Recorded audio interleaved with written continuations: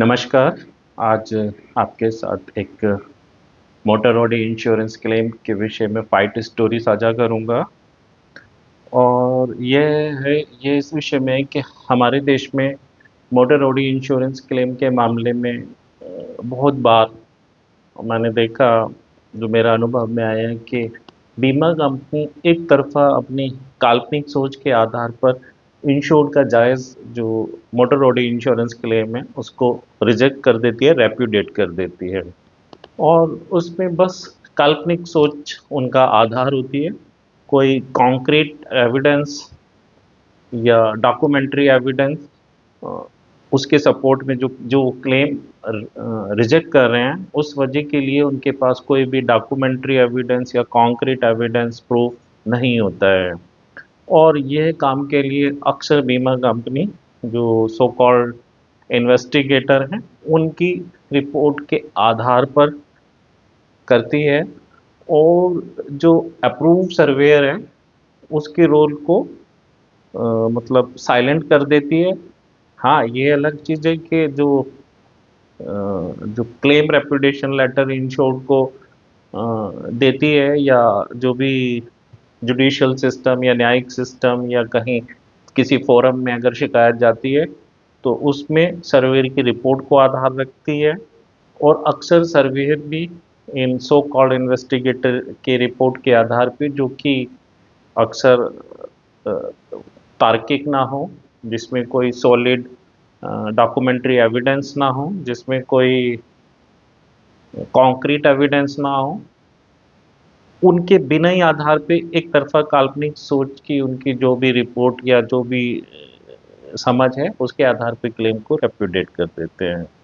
और अगर ऐसा किसी के साथ होता है तो इंश्योर्ड को बड़ा मुश्किल हो जाता है अपना हक लेना। और चूंकि हमारे देश में न्यायिक सिस्टम बहुत सुस्त है और काफ़ी समय लगने वाला और खर्चीली प्रक्रिया है, तो लोग न्यायिक सिस्टम से बचना चाहते हैं, न्यायिक सिस्टम में जाना नहीं चाहते हैं। तो इसका फ़ायदा बहुत सी बीमा कंपनी या ये बहुत से इस तरीके के सो कॉल्ड इन्वेस्टिगेटर उठाते हैं। मैं सब मामलों में तो नहीं कह रहा, लेकिन बहुत सारे मामलों में ऐसा होता है।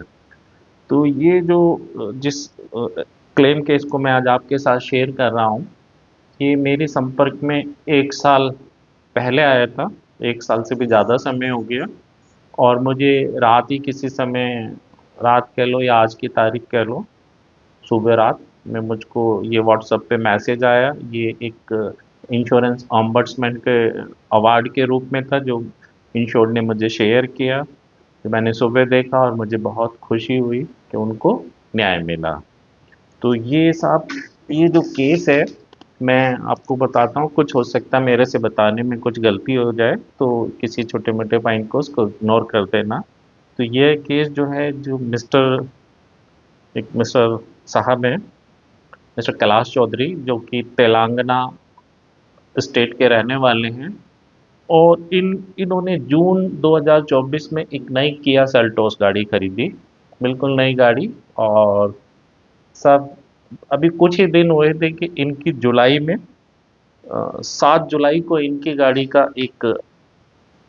इन्होंने 27/6/2024 को गाड़ी खरीदी।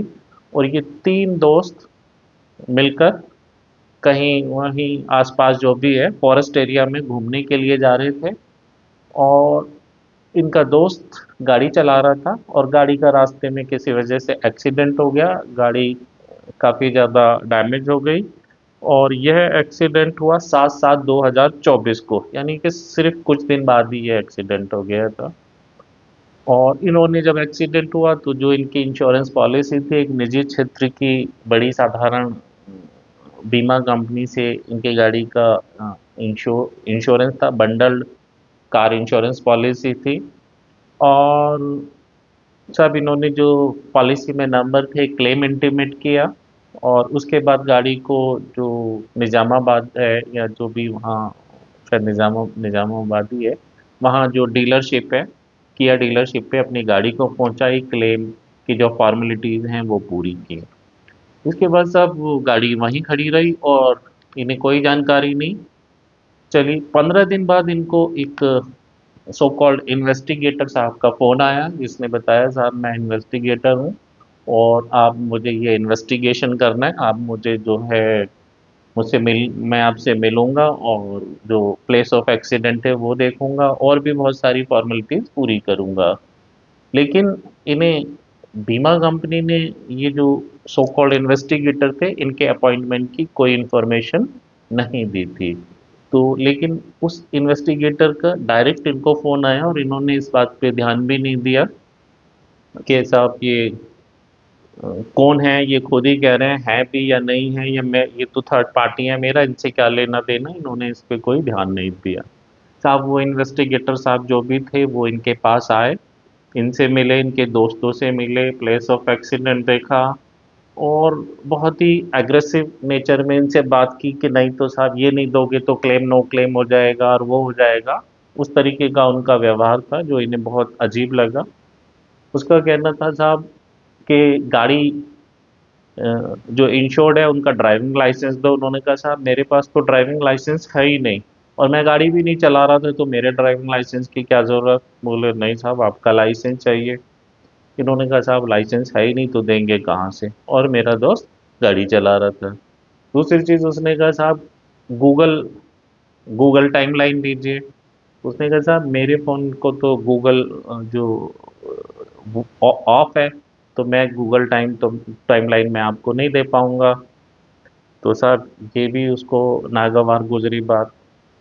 तीसरी चीज़ उसने कहा साहब सीसीटीवी फुटेज दो एक्सीडेंट की जो भी है, या जहाँ भी जा रहे थे उस जगह की। उन्होंने कहा साहब जंगल में एक्सीडेंट हुआ, वहाँ कहाँ सीसीटीवी कैमरे रखे हैं। उसके बाद साहब उसने कहा अपने फ़ोन जो है उसकी कॉल डिटेल्स डाटा जो भी है वो दो। उन्होंने कहा साहब ये मेरा पर्सनल मैटर है, ये आपको क्यों दूँ। तो इस उसमें उनकी थोड़ी आर्गुमेंट भी हुई और वो थोड़ा कि नहीं साहब मैं आपका क्लेम नो क्लेम कर दूंगा, इस तरीके का आर्गुमेंट भी हुआ। तो ये बात है लगभग अगस्त की। और इन्होंने जुलाई लास्ट या अगस्त के साथ जो 15 दिन बाद उस मतलब हाँ जुलाई लास्ट और अगस्त शुरू की बात है। और इन्होंने अगस्त जब ये परेशान हुए तो इन्होंने मुझे मेरे यूट्यूब चैनल के माध्यम से मुझे ईमेल कन्वर्सेशन किया और फिर हमारे फ़ोन नंबर एक्सचेंज हुए और हमारी फिर बातचीत हुई। इन्होंने बताया तो मैंने बताया इनको साहब ये बड़ा कॉमन है हमारे देश में और इसमें ये गलत है।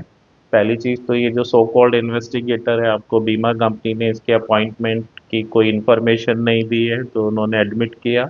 मैंने कहा आपने बीमा कंपनी ने आपको कोई इन्फॉर्मेशन नहीं दी और आप अपनी जो भी पर्सनल इन्फॉर्मेशन आपने उसको दे दी। तो पहले तो बीमा कंपनी से उसके अपॉइंटमेंट की इन राइटिंग ईमेल पे इन्फॉर्मेशन लेनी चाहिए थी और उसे जो भी मांग करनी है वो आपको बोलना कि इन राइटिंग वो आपसे मांगे। और आप भी इन बाय ईमेल या बाय पोस्ट इंश्योरेंस कंपनी को ईमेल में रखते वो इन्फॉर्मेशन दे सकते हैं। दूसरी चीज़ मैंने क्या ये जो गूगल टाइमलाइन है ये आपका आपका फ़ोन आपका पर्सनल मैटर है और इस देश में राइट टू प्राइवेसी है। तो ये किसी को शेयर करना कोई कंपल्शन नहीं है। कोई कोई क्रिमिनल आपने कोई ऑफेंस नहीं किया, कोई क्राइम नहीं किया आपने, तो इसलिए इसकी कोई ज़रूरत नहीं है। आपका फ़ोन आपका डाटा आपका निजी मामला है। सीसीटीवी फुटेज होना ना होना ये कोई मैटर नहीं करता और आपका लाइसेंस है या नहीं ये भी मैटर नहीं करता, क्योंकि गाड़ी जो दुर्घटना के समय जो गाड़ी चला रहे थे वो आपके दोस्त थे और उनके पास valid and effective driving licence है। तो आपका क्लेम एडमिसिबल क्लेम है। तो ये सारी मैंने इनको जानकारी बताई और बताया कि ऐसा बहुत देश में होता है और इसके लिए आपको एक लंबी लड़ाई लड़नी होगी और शायद बीमा कंपनी मान जाए, नहीं माने तो फिर बीमा लोकपाल है। बीमा लोकपाल से न्याय मिल जाए तो वेल एंड गुड, और अगर नहीं मिले तो फिर कंज्यूमर कोर्ट है और कंज्यूमर कोर्ट या सिविल कोर्ट में भी आप जा सकते हैं। वहाँ सुनवाई का स्तर थोड़ा बेहतर होता है। और भी जो मैं इनसे इन्फॉर्मेशन या कुछ इस तरीके के ombudsman के डिसीजन मैंने इनसे शेयर किए और जो इन्फॉर्मेशन मैं दे सकता था वो इनसे साझा की। इसके बाद साहब इनका कम्युनिकेशन बीमा कंपनी से चलता रहा। बीमा कंपनी क्लेम देने के लिए एग्री नहीं हुई और फाइनली इन्होंने क्लेम रेप्यूडिएट किया। तो इन्होंने फिर अगस्त 2024 लास्ट में इसकी इंश्योरेंस ऑम्बड्समैन में शिकायत की, और जिसकी ये क्लेम के लिए अभी जून 2025 में काफ़ी लंबा समय लगा, जबकि 90 डेज का समय है इंश्योरेंस ऑम्बड्समैन में सुनवाई होके रिजल्ट आने तक का। लेकिन इसकी तो 90 क्या, अगस्त से और जून 2000 अगस्त 2024 से और जून 2025 में सुनवाई हुई, तो ये बहुत स्लो प्रोसेस था। खैर सुनवाई हुई, सुनवाई में के बाद फिर रिजल्ट आने में अभी 30 तारीख का ये, यानी कल की, आज एक है यानी कल कल के डेट में ये इनको रिजल्ट मिला, जो इन्होंने मुझे भी शेयर किया। यानी फिर जून से जुलाई अगस्त सितंबर 3 महीने या जो भी है लगभग इसको, जुलाई अगस्त सितंबर, हाँ 3 महीने इसको रिजल्ट अवार्ड आने में लगे। लेकिन अवार्ड बहुत अच्छा था, तो इस बात की बहुत खुशी है। बहुत अच्छा अवार्ड था, तो मैं इस अवार्ड के विषय में आपको थोड़ी सी जानकारी देता हूँ। तो इसमें साहब इंश्योर्ड ने अपना पक्ष रखा कि साहब मेरी गाड़ी थी और सीसीटीवी फुटेज या जो मेरे पास नहीं थी, मेरे मेरे पास ड्राइविंग लाइसेंस नहीं था, मेरा दोस्त गाड़ी चला रहा था, उसके पास वैलिड लाइसेंस है, ये सब थी। बीमा कंपनी का कहना था कि नहीं साहब इनके पास ये झूठ बोल रहे हैं, मतलब ये गलत है, गाड़ी यही चला रहे होंगे, इन्होंने 10 दिन का जो अपना गाड़ी का निकालने का जहाँ भी ये रह रहे हैं सीसीटीवी फुटेज हमको रिकॉर्ड नहीं दिया है। तो इसका मतलब the insurer rejected the claim on grounds of policy violation due to non disclosure and misrepresentation of material facts. भाई कौन सा नॉन डिस्क्लोजर, बताए तो है सारी इन्फॉर्मेशन कि उनका दोस्त गाड़ी चला रहा था, उसका लाइसेंस दिया, और मिस रिप्रेजेंटेशन फैक्ट्स तो कोई है नहीं, जो भी इंफॉर्मेशन उनके अनुसार है वो उन्होंने दी। तो इसमें, और अगर मिस रिप्रेजेंटेशन फैक्ट्स है तो क्या है, आप साबित कीजिए कि ये आदमी गाड़ी नहीं चला रहा था। तो लेकिन ये एक लाइन है miss representation of material facts करके, कुछ भी करके बीमा कंपनी ये लाइन लिख के एक तरफा काल्पनिक सोच पे क्लेम नो क्लेम कर देती है, ऐसे ही इसमें किया गया। अब साहब सुनवाई में जो इंश्योरेंस ऑम्बड्समैन ने जो कुछ पॉइंट्स दिए, उसमें मैं एक दो पॉइंट्स आपको पढ़ूंगा। एक तो the complaint also submitted that he did not receive a survey report despite request. ये नंबर 2 पॉइंट था। पहले पॉइंट में वो थी जो बीमा कंपनी ने पेपर जमा किए, दूसरे में ये था, यानी इंश्योर्ड ने बार बार बीमा कंपनी से सर्वे रिपोर्ट मांगी, लेकिन ना तो इंश्योरेंस कंपनी ने और ना ही अप्रूव सर्वेयर साहब ने इंश्योर्ड को सर्वे रिपोर्ट कॉपी दी, जबकि ये बीमा नियमों के अनुसार दोनों की जिम्मेदारी इंश्योर्ड को सर्वे रिपोर्ट कॉपी देने की थी। तीसरा है गूगल टाइमलाइन के विषय। Google timeline can not be considered conclusive proof of location and the availability of CCTV footage is not mandated under the policy. The insured vehicle was not required to record video data and a 10-day period is insufficient to establish that the insured was personally driving at the time of the accident. It is entirely plausible that he was receiving assistance on that day and in the days prior to accident. Therefore, the insurer has failed to conclusively prove any misrepresentation regarding the driver's identity। यानी कि इन्होंने लिखा साहब ना तो Google timeline को तो perfect conclusive जो है प्रूफ नहीं माना जा सकता लोकेशन के लिए, और सीसीटीवी फुटेज का होना कोई पॉलिसी के अकॉर्डिंग मैंडेटरी नहीं है। तो इसलिए, और ड्राइविंग के दिन उसका दोस्त गाड़ी नहीं चला रहा था, इसके लिए कोई भी इंश्योरेंस कंपनी के पास प्रूफ नहीं है। तो ये इनका तीसरा पॉइंट था। फिर था इन्होंने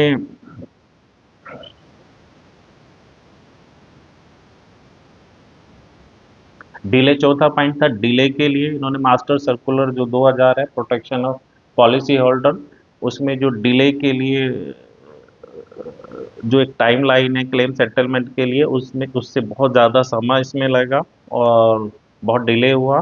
तो ये पॉइंट का रेफरेंस दिया। पांचवा इन्होंने दिया कि साहब अगर बीमा कंपनी डिले के लिए जिम्मेदार है तो जो बैंक का जो भी इंटरेस्ट है उससे 2% ज़्यादा का ब्याज इंश्योर्ड को जो भी समय जो डिले वाला है तो उसके लिए ब्याज देना होगा, उसको लिखा। फाइनली फिर इन्होंने पॉली जो अवार्ड आया वो अवार्ड लिखा कि इंश्योरेंस कंपनी के पास कोई भी एविडेंस नहीं है मिसरिप्रेजेंटेशन ऑफ मटेरियल फैक्ट्स का, या यूं कहें कि ड्राइवर ये केस था ड्राइवर इम्प्लांट करके रेप्यूडेट किया था। तो ड्राइवर इम्प्लांट एक आप कैसे कह सकते हैं, ये तो आपने थोप दिया। आपके पास इंश्योर्ड वो 3 लोग थे, वो गाड़ी में थे, वो सबूत है, या तो वो कहें। और भाई कोई आदमी कैसे साबित करेगा कि गाड़ी मैं ही चला रहा था? ये तो, और साबित करने का कोई इंश्योरेंस पॉलिसी कॉन्ट्रैक्ट में इंश्योर्ड को साबित करने का नहीं है कि उसे सबूत रखना है साहब कि गाड़ी मैं चला रहा था। उसका काम है इंफॉर्मेशन देना। अब इंश्योरेंस कंपनी को लगता है ये नहीं चला रहा था, उनके पास सबूत है, सॉलिड डॉक्यूमेंट्री एविडेंस है, या सॉलिड कॉन्क्रीट कॉन्क्रीट एविडेंस है, बहुत कोई सॉलिड वजह है जिसकी वजह से वो उसको पेश करके क्लेम को रिजेक्ट कर सकती है। लेकिन इस केस में एक भी सबूत नहीं था। और ये सीसीटीवी फुटेज होना ना होना ये कोई पॉलिसी कॉन्ट्रैक्ट का हिस्सा नहीं है, ना गूगल टाइमलाइन हिस्सा है, ये किसी का निजी मामला है। और फ़ोन डाटा कोई अब तो किसी का फ़ोन डाटा भी उसका निजी मामला है। तो बीमा कंपनी ने ये क्लेम ज़बरदस्ती रेप्यूडिएट किया था, और miss representation of material facts कह के ये बहुत कॉमन लाइन है। और जबकि ये ना तो इसके लिए कोई सबूत था और ना ही ये सच्चाई थी। तो इसलिए ओम्बड्समैन ने इंश्योरेंस कंपनी को पॉलिसी टर्म्स एंड कंडीशन के अनुसार क्लेम देने के लिए कहा। और जिस जो पीरियड जो डिले हुई उसके लिए जो मास्टर सर्कुलर 2024 है प्रोटेक्शन ऑफ पॉलिसी होल्डर्स, उसके अनुसार जो तय ब्याज है वो भी देने के लिए कहा। तो ये डिसीजन मुझे मतलब बहुत अच्छा लगा। इसमें ब्याज देने के नॉर्मली ब्याज के लिए नहीं कहा जाता, तो ये कहा गया। हाँ, ये जो इंश्योर्ड है इनको मैंने ये मास्टर सर्कुलर की कॉपी भी साझा की थी। और वैसे इन्होंने बहुत अच्छी फाइट की, मेरा कोई इसमें बहुत योगदान नहीं है। लेकिन ये रात जो इनको जो इन्होंने मुझे ऑम्बड्समैन अवार्ड भेजा, उसमें लिखा था कि साहब आपके वीडियोस देख के इन्फॉर्मेशन से मुझे काफ़ी सहायता मिली इस फाइट करने में और अपना रिजल्ट लेने में। अगर ऐसा है तो साहब बहुत खुशी की बात है। अच्छा है मैं किसी के काम आया, किसी के न्याय मिलने में। और ये बात तो सच है कि अगर सही तरीके से सही जगह पे सही नियमों के अनुसार शिकायत करेंगी तो बहुत चांस हैं कि आपको सरलता से न्याय मिले, आपका हक मिले। तो इस तरीके के क्लेम अगर कभी आपके साथ या आपके मिलने वाले के साथ हो तो सही से फाइट कीजिए, तार्किक तरीके से बीमा कंपनी से फाइट कीजिए, उनसे तार्किक जवाब मांगिए। और अगर फिर भी ना दें तो आप बीमा लोकपाल या फोरम, उचित जो भी फोरम है या अप्रोप्रिएट कोर्ट्स में जाकर अपना न्याय, अपने क्लेम के लिए न्याय ले सकते हैं। और न्याय जितना जल्दी मिल जाए उतना बेहतर है। इन्हें 1 साल से थोड़ा ज़्यादा लगा, लेकिन देर है, अंधेर नहीं है, न्याय तो मिला। ये बाकी हमारा सिस्टम तो सुस्त है ही है। तो ये आज की स्टोरी है, अब इसे विराम देते हैं, फिर मिलते हैं अगले वीडियो में। नमस्कार।